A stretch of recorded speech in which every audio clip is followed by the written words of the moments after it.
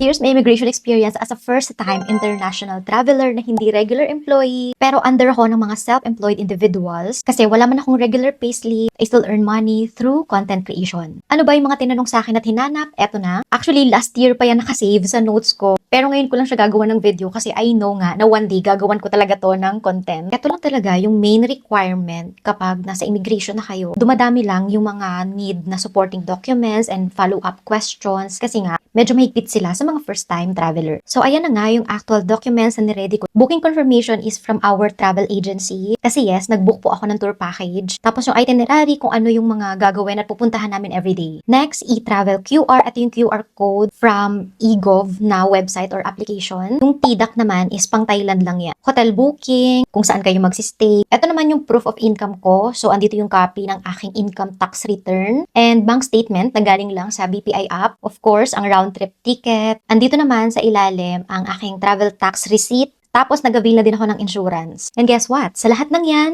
eto yung hindi hinanap. Eto na nga yung actual na interview sa akin ng immigration officer. Walang labis, walang kulang. Right after that interview, talagang sinulat ko kaagad to para hindi ko talaga siya makalimutan. So first question, tinanong niya ako kung sino yung kasama ko. Yung boyfriend ko po, anong work mo? Self-employed po ako. So akala niya, business owner ako. So ang question niya is, anong business mo? Tapos sabi ko, ay, content creator po ako. Anong platform ginagamit mo? TikTok po. Paano ka na-monetize dito? Via brand collaborations and affiliate marketing po.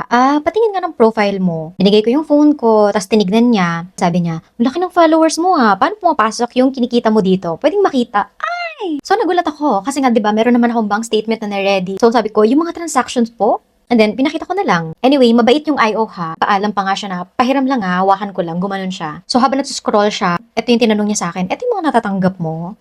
As in, buong yan? Ganon. Sabi niya, gaano ka nakatagal kumikita dito? Sabi ko, nag-start po ako before pandemic pa, pero mga year 2022 po, nung nagkaroon ng affiliate marketing sa TikTok.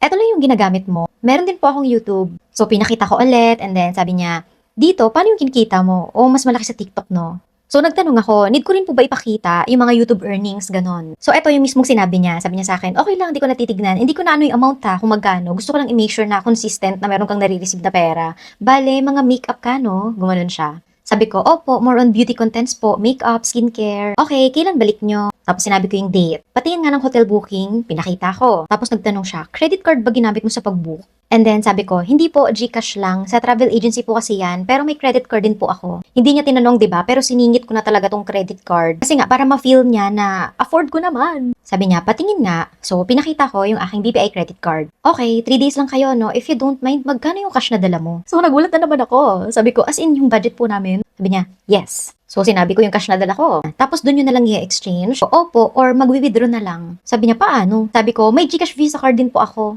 And then, ayun na nga. Sabi niya, okay, sige, harap sa camera. Picture, and then tatak.